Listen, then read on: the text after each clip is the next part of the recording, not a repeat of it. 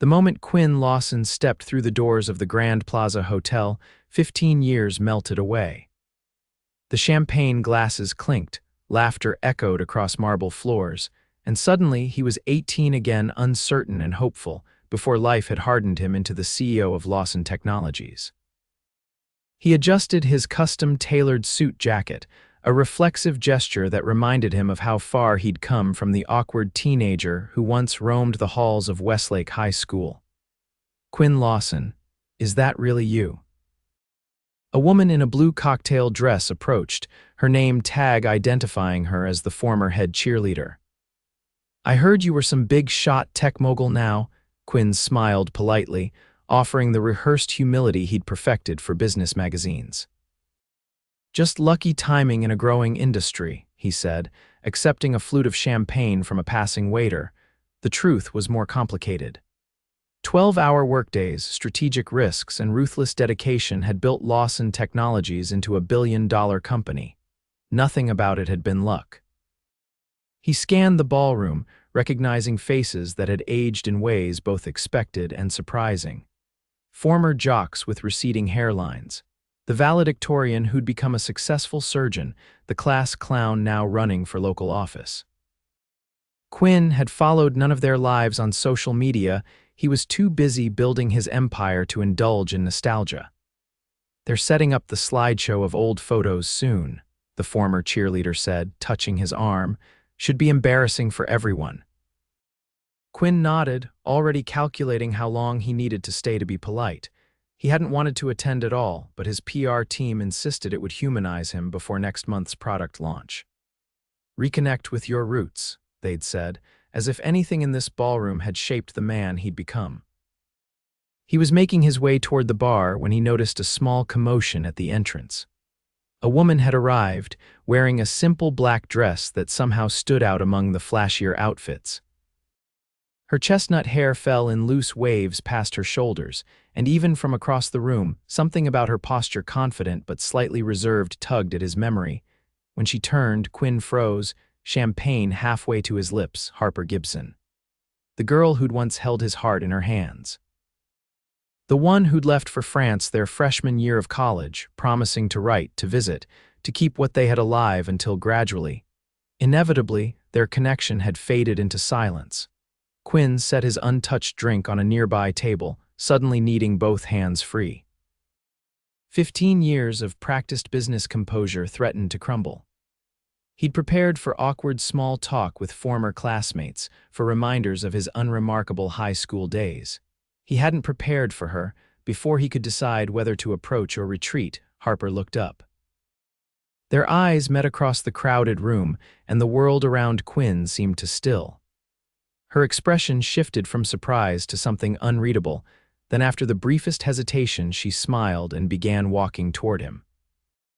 "Quinn Lawson," she said when she reached him, her voice deeper, more assured than in his memories. "I wasn't sure you'd come to something like this." "I wasn't sure you'd be back in the country," he replied, finding his voice. Harper tucked a strand of hair behind her ear, a gesture so familiar it made his chest ache. "I moved back 3 years ago, actually. Been in Chicago, working as a cultural arts director for the city. 3 years.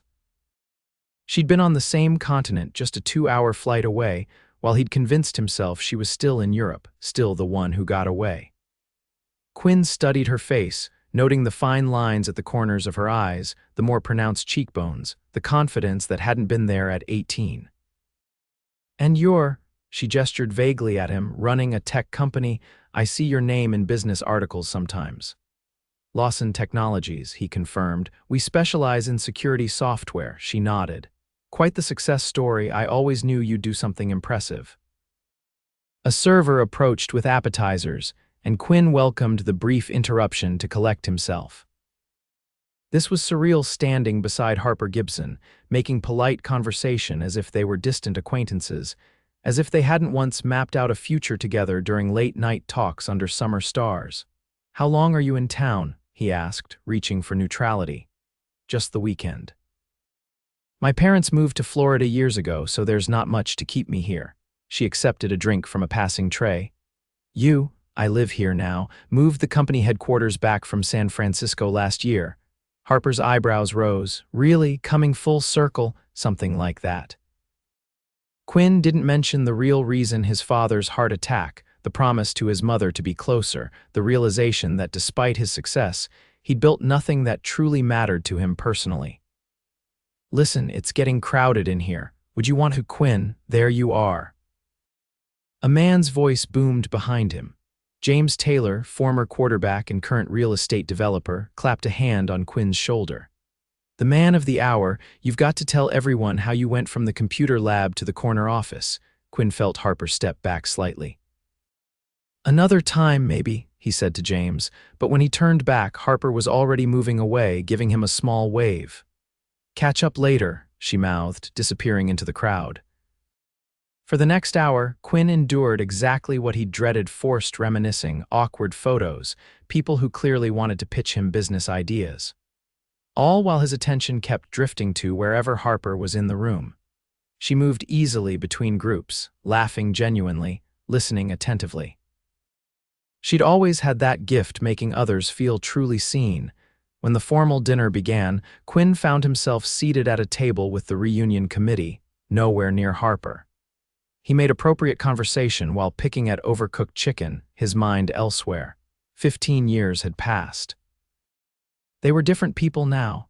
Whatever they'd shared belonged to teenagers who no longer existed, yet when the plates were cleared and music started, Quinn couldn't stop himself from searching for her again.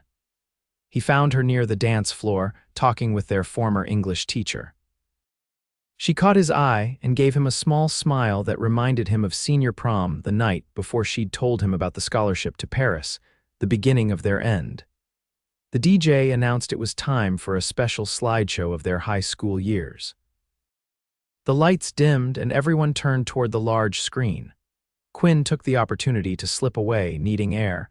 He found a terrace overlooking the hotel's gardens, the spring night just cool enough to keep other guests inside. He loosened his tie, breathing deeply. Coming had been a mistake. Not because of boring small talk or tedious networking, but because seeing Harper had unlocked something he'd walled off years ago, a version of himself that wasn't measured by quarterly reports and stock prices. Escaping the embarrassing photos, too. Quinn turned to find Harper standing in the doorway, silhouetted against the ballroom lights. She stepped onto the terrace, the door closing behind her, muffling the music and laughter. I figured I've seen most of them, he said. Unless they found some particularly humiliating ones from the computer club. Harper smiled, moving to stand beside him at the railing. I remember when you built that program that calculated optimal routes between classes to avoid certain people. Very impressive. You remember that? Of course, she looked out at the gardens. I remember a lot of things, Quinn. The way she said his name sent a current through him. For a moment, neither spoke, letting the night sounds fill the space between them: distant traffic, the rustle of spring leaves, fragments of music whenever someone opened the ballroom door. You look good, Quinn finally said. Happy? Most days, Harper replied. You look successful. That's not the same as happy. The words slipped out before he could censor them, the kind of unguarded honesty he'd trained himself to avoid in business and relationships alike. Harper turned to study his face, really seeing him for the first time that night.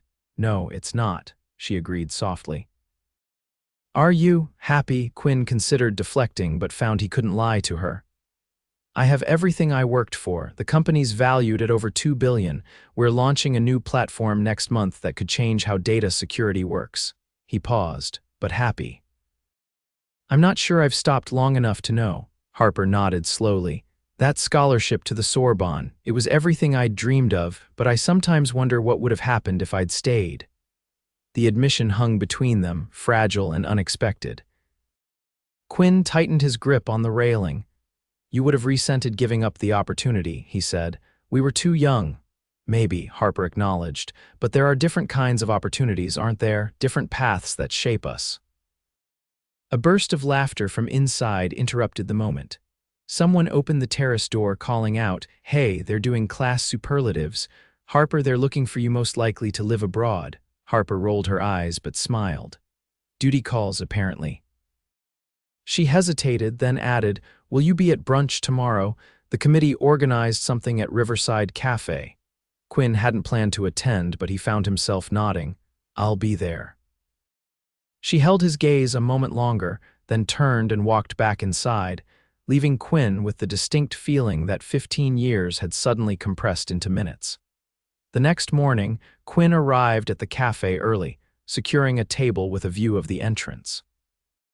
He'd slept poorly, his dreams filled with fragmented memories, Harper laughing as they skipped stones across Lake Windsor, her expression when he'd first kissed her under the bleachers after a football game, the last glimpse of her at the airport security line.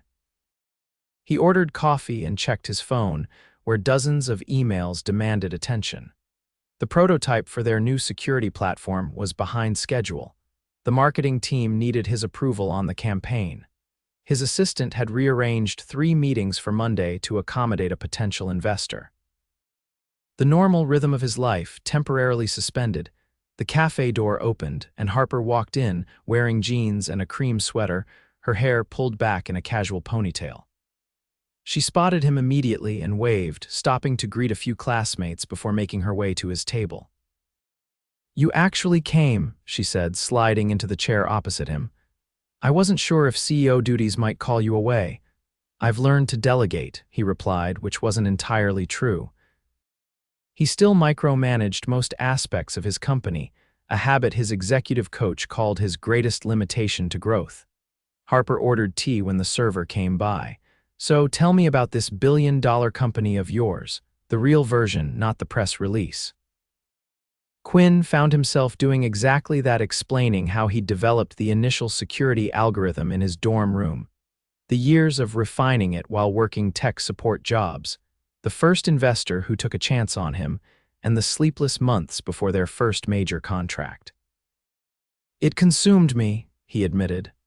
"Building something that worked, then making it better, then protecting it from competitors. Before I knew it, a decade had passed." Harper listened intently, asking thoughtful questions that revealed she'd done her homework either recently or over the years, following his career from a distance, as he'd sometimes imagined her doing. "And no time for a personal life and all that?" she asked eventually. Quinn shrugged. "Some attempts, nothing that stuck." He didn't elaborate on the failed relationships, women who'd initially been attracted to his success but eventually tired of competing with his work, or those who'd never seen past the CEO to the person underneath. "What about you? Husband, children?" Harper shook her head. "Engaged once, in my late 20s, to a French architect. It ended badly." She stirred her tea. "After that, I focused on my career, worked at museums in Paris, then London, then took the position in Chicago." Other classmates began arriving, filling the cafe with noise and interrupting their conversation. Quinn felt a stab of frustration as they were drawn into group reminiscing. He wanted more time with just Harper, away from the performative nostalgia of the reunion. When the check came, Quinn paid for the entire gathering, waving away protests. It was nothing to him financially, and it provided the perfect excuse to step away, claiming he needed to sign the receipt at the counter. Harper caught his eye as he stood, and he gave her a slight nod toward the door. "A question," she excused herself moments later, and they met outside on the sidewalk. "I have a better idea than sitting through 3 more hours of remember when," Quinn said. "Let me show you something." Harper raised an eyebrow but followed him to where his car waited, a sleek but understated luxury sedan. "No flashy sports car," she teased as he opened the passenger door. "Those are impractical in winter," Quinn replied seriously, then added with a hint of a smile, "I keep that one in the garage." As they drove through familiar streets, Quinn felt an odd sense of displacement, the successful man he'd become, sitting beside the woman who'd known him before any of it, traveling through the town where they'd both begun. He turned onto a tree-lined street and slowed in front of an imposing brick building with large windows and a discreet sign, Lawson Technologies. "This is it?" Harper asked, looking up at the converted warehouse. "Not exactly." Quinn drove past, turning down a narrow side street and stopping at a small, unassuming door at the rear of the building. He used a keycard to let them in, leading Harper up a service stairwell. Should I be concerned you're bringing me in through the back door? She joked. Trust me, Quinn said, the words carrying more weight than he'd intended. They emerged onto the building's roof, where Quinn had created something unexpected, a garden oasis overlooking the city. Raised beds held early spring vegetables and flowers. A small greenhouse stood in one corner. Comfortable seating was arranged to take advantage of the view. Harper turned in a slow circle, taking it all in. Quinn, this is beautiful. No one knows about it except the building maintenance staff, he admitted. I come up here to think. To remind myself there's more to life than what happens in the offices below. A secret garden for the CEO, Harper said softly. I wouldn't have predicted that. Quinn led her to a bench near the edge, where they could see the town spread out before them, the high school in the distance, the park where they'd spent countless summer days, the changed and unchanged landscape of their shared history. You remember our spot by the lake? Harper asked suddenly. Quinn's throat tightened.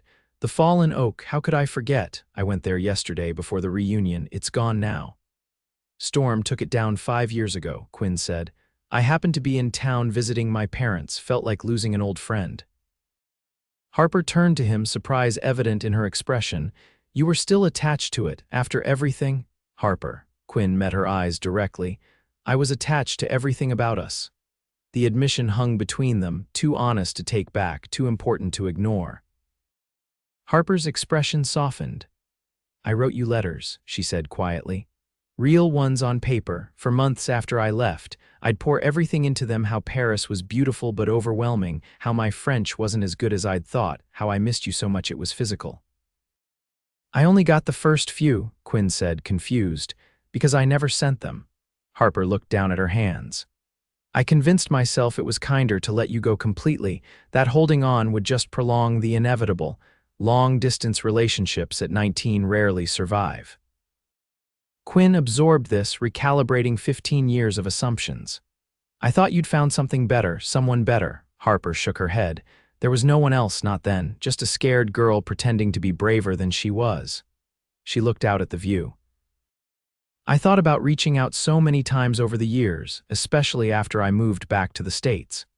But what would I say? Sorry I disappeared from your life when we were barely adults, I would have answered, Quinn said simply. The weight of lost possibilities settled between them, years that couldn't be reclaimed, choices that couldn't be unmade. Yet sitting here with her felt remarkably easy, as if some essential connection had remained intact despite everything. What are you thinking? Harper asked, studying his face. That I built a company around protecting valuable things, but I let the most valuable things slip away without a fight. Harper's expression softened. We were kids, Quinn. And now, the question was direct, unadorned by pretense. Harper held his gaze. Now we're adults with complicated lives. I live in Chicago. You run a massive company. We haven't known each other for 15 years. But, Quinn prompted, hearing something in her tone. Harper smiled slightly. But sitting here with you feels more right than anything has in a very long time. Quinn reached for her hand, a gesture both new and achingly familiar. Her fingers intertwined with his as naturally as they had when they were teenagers, yet the sensation was entirely different, the touch of a woman, not a girl, with all the depth and complexity that entailed. Have dinner with me tonight, he said, not at the reunion, just us. Harper hesitated only briefly before nodding. I'd like that. They spent the afternoon on the roof garden, talking without restraint or calculation.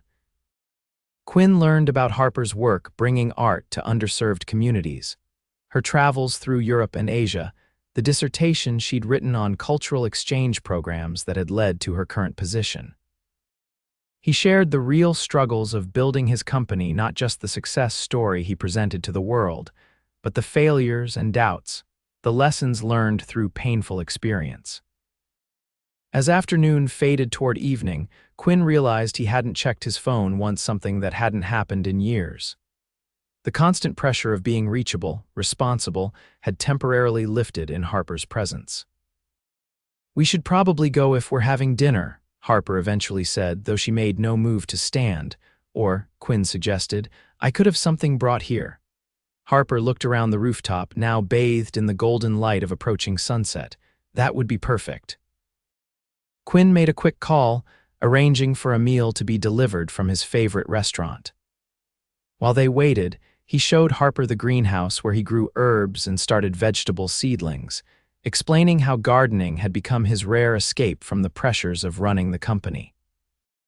"It keeps me grounded," he admitted, "literally and figuratively." "I wouldn't have pictured you as a gardener," Harper said, rubbing a basil leaf between her fingers and inhaling the scent.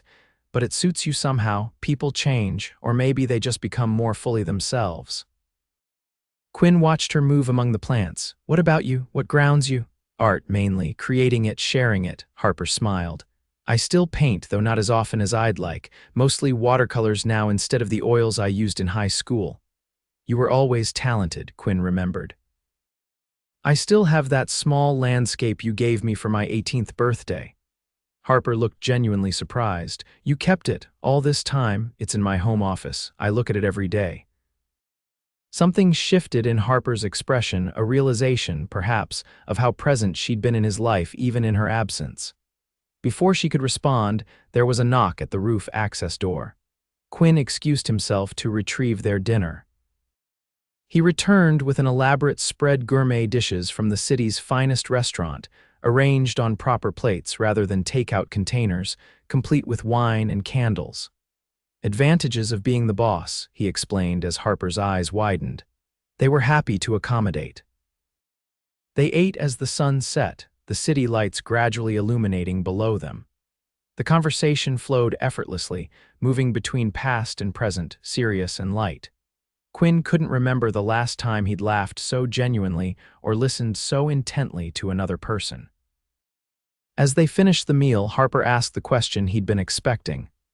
"Why didn't you ever reach out to me? Over the years, I mean. You had the resources to find me if you'd wanted to." Quinn considered his answer carefully. "Pride at first, then inertia, and eventually.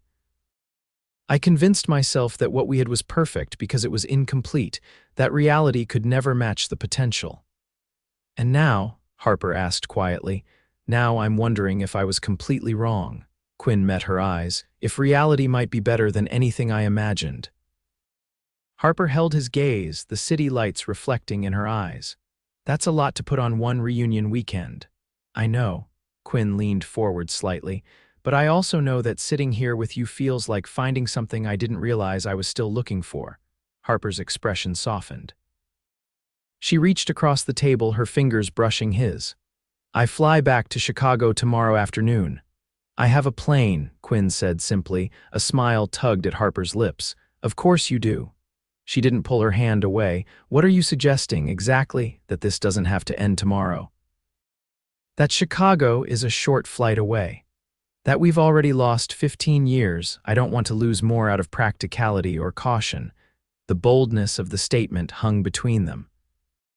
Quinn had built his business on calculated risks, but this felt different, a leap without a safety net, guided by something deeper than logic. "You don't do anything halfway, do you?" Harper said, but her tone was warm. "Not when it matters," Quinn replied. "And this matters, Harper, you matter." In the soft glow of the candles and city lights, Harper's expression became resolute. "I've spent 15 years being sensible, making practical decisions. Maybe it's time for something different." She squeezed his hand. "But Quinn, I won't be a diversion or a conquest.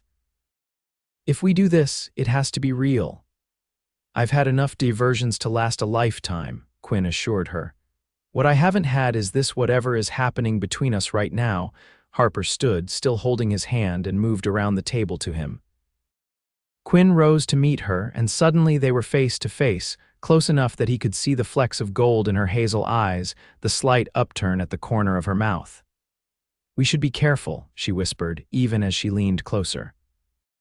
"We should," Quinn agreed, his hand moving to the small of her back. Neither of them was careful.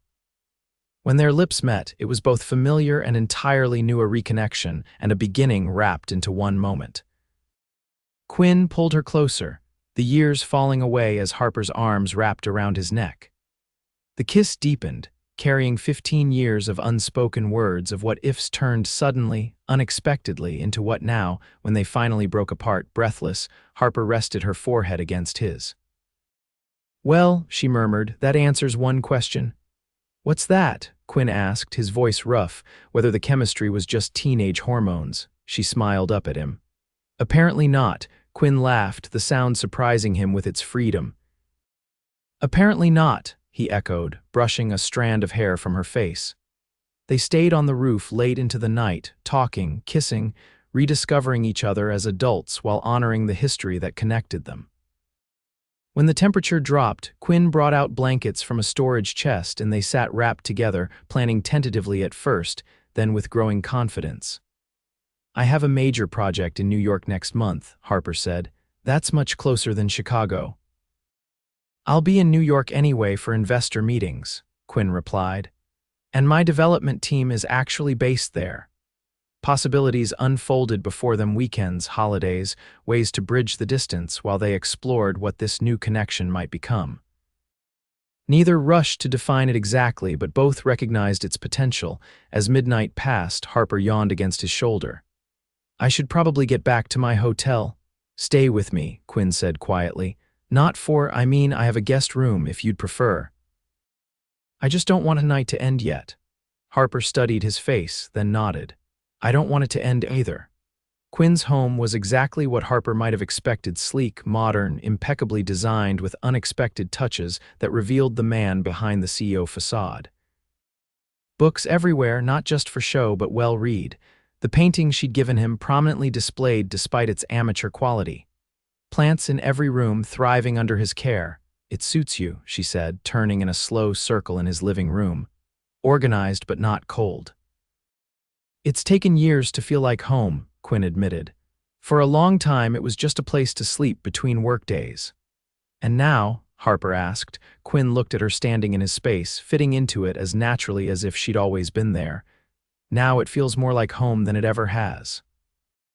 The charged moment was interrupted by a massive yawn from Harper. Quinn smiled and showed her to the guest room, where she hesitated in the doorway. "Quinn," she said softly, "thank you for today, for everything." "Thank you for giving us a second chance," he replied. She reached up, touching his face gently. "Good night." "Good night, Harper." Morning brought a new ease between them. Quinn made breakfast while Harper called the hotel to check out, arranging to have her luggage delivered to Quinn's home. They ate on his terrace, making plans for the day before her evening flight: a walk through their old neighborhoods, lunch at the lake where they'd spent so many summer days. "I was thinking," Quinn said as they finished their coffee. "Lawson Technologies has been wanting to expand our philanthropic arm, specifically in arts education for underserved communities." Harper raised an eyebrow. "Is that so?" "Entirely coincidentally," Quinn assured her with a smile. "But it would require consultation with experts in the field. Possibly frequent meetings in Chicago." "How convenient," Harper said, but she was smiling too. "And I suppose the Cultural Arts Department in Chicago has been looking to incorporate more technology education in our programs." "Has it really?" Quinn asked innocently. "As of this morning." Harper reached for his hand across the table. "Are we crazy, Quinn, trying to build something after all this time, with our lives in different cities?" Quinn brought her hand to his lips. "Maybe, but I've spent 15 years building a company that connects and protects people across distances. I think I can figure out how to bridge 200 miles to be with you." The day passed too quickly, walking familiar streets with new perspective, sharing memories at the lake, stealing kisses like the teenagers they once were, while creating something entirely adult and new. When evening came and Harper's flight approached, Quinn made his final proposal. "Use my plane," he said as they stood in his living room, her packed bag by the door. "It's already fueled and ready. The pilot's on standby." Harper shook her head in amused disbelief. "I'll never get used to hearing things like that." "Is that a yes?" "It's a yes to the plane," Harper clarified, "and a yes to us seeing where this goes. But Quinn," she placed her hands on his chest, "promise me something?" "Anything," he said, meaning it completely. "Promise me we'll build this slowly, intentionally, not rushing because we're trying to make up for lost time." Quinn nodded, covering her hands with his own. "I promise we'll do this right." Their goodbye kiss held promise rather than finality, a beginning, not an end. As Quinn watched his plane take off later that evening, Harper's face visible in the window, he felt a certainty he'd rarely experienced outside of business decisions. Sometimes the most valuable things were worth waiting for. Sometimes lost chances found their way back, better for the journey. And sometimes, a high school reunion could change everything. Over the following months, Quinn and Harper built their relationship thoughtfully, navigating distance with technology and frequent visits. Quinn found himself delegating more at work, trusting his team to handle details he'd once micromanaged. Harper incorporated virtual reality components into her arts programs, using technology from Lawson's educational division. 6 months after the reunion, Harper was offered a position overseeing a national arts initiative with the freedom to work from any major city. When she called Quinn with the news, his response was immediate. "Move in with me," he said, "or I'll move to wherever you want to be based." "Or we'll find a new place together," Harper laughed at his eagerness. "I was hoping you'd say that, but are you sure? Your company has excellent video conferencing capabilities," Quinn finished for her, "and planes. And a CEO who's finally learned that success means nothing without someone to share it with." 3 months later, they compromised on a home halfway between their former locations, close enough to both cities for their careers, but removed enough to build a life that wasn't defined by either. Quinn expanded his gardening from a rooftop to actual land. Harper converted the sunroom into a studio. They balanced ambition with presence, success with connection. 1 year to the day after the reunion, Quinn brought Harper back to his company's rooftop garden, which he'd transformed for the occasion with thousands of tiny lights and flowers in full bloom. "I've been carrying this for 3 months," he said, producing a ring box from his pocket. "Waiting for the perfect moment. Then I realized every moment with you feels perfect." As Harper said yes, Quinn reflected on how differently things might have gone if either of them had skipped the reunion, if they'd let pride or practicality override the connection that had always existed between them. Sometimes, he thought as he slid the ring onto her finger, the best business decision a CEO could make had nothing to do with business at all.